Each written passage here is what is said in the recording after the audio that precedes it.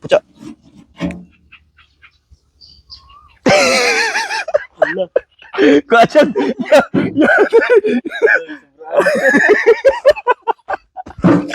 ano ba?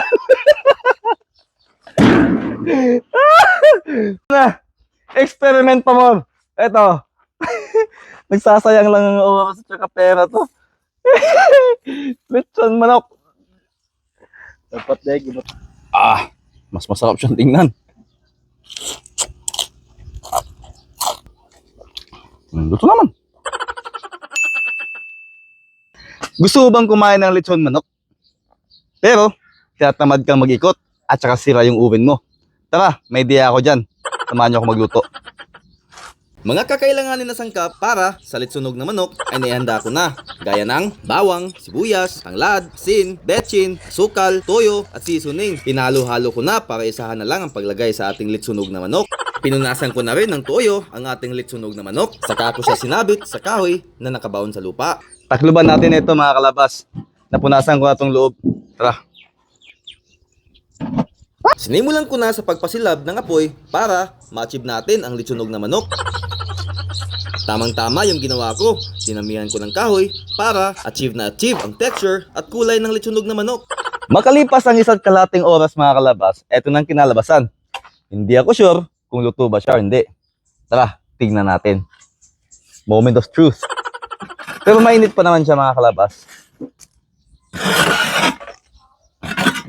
Kailangan na natin ng basang-basahan para matanggal natin yung square na container. Okay.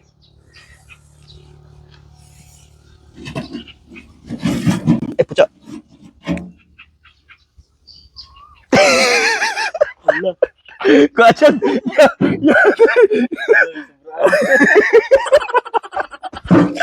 ano na, experiment pa mo. Eto. Nagsasayang lang ang oras at saka pera to. Lechon manok. Dapat dahil iba tayo. Tapos yung kahoy na pinagdikitan niya mga kalabas, nasunog din. Kaya ito kinalabasan. Pero kakainin pa din natin to. Tawag dito, bigyan niyo ng pangalan. 1.5 hour ganitong kinalabasan. Hindi ko lubos na isip na ganito pala. Tuntado. Tara, baka pwede pang makain sa ilalim. Naghahanap ako kung saan yung kung nasaan na yung manok ko, nawala. Andun pala, naging uling na. Ay! Hugasan ko kaya? Tara, hugasan natin.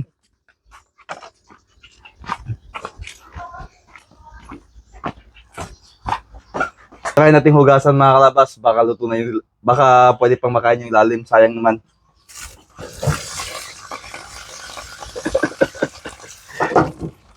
Tanggalan natin ng maitim. Ay, pwede pa Uy, luto nga sa ilalim Pwede pa. Ay, natatanggal na nga yung buto Yan. Sige. Tabi-tabi na lang natin. Agay.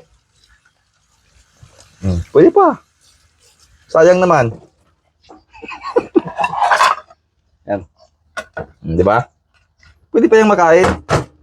Huwag mawala ng pag-asa O di ba yung ilalim, luto pa. Tara, mukbangin na lang natin to diretso. Ako'y natatawa sa pinagkagawa ko mga kalabas. Buong akala ko lutong-luto siya. Natatakot pa nga ako baka hindi pa luto. Pero ito na-overcook. Sige lang. Okay lang yan. Charge to experience. Next time, pag gagawa tayo ulit na ng ganito, babaan natin ang oras at saka yung apoy. Pero, huwag mawala ng pag-asa.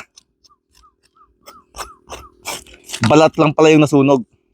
Pwede pa siya. Pero mas masarap sana kung may balat pa. Hugasan natin. Di ba? Black chicken.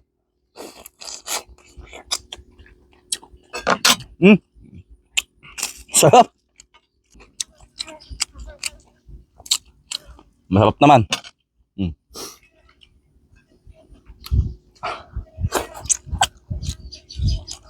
Mm.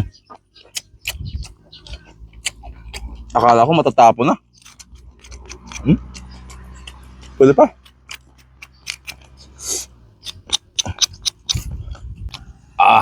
Mas masarap siyang tingnan.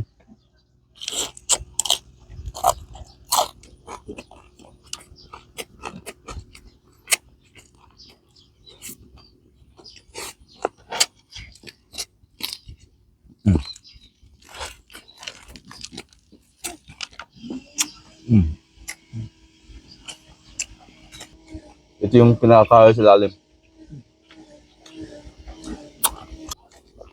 Luto naman.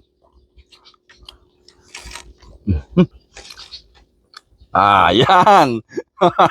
Pwede pa yan. Akala ko hindi na ako makapagmukbang, oh.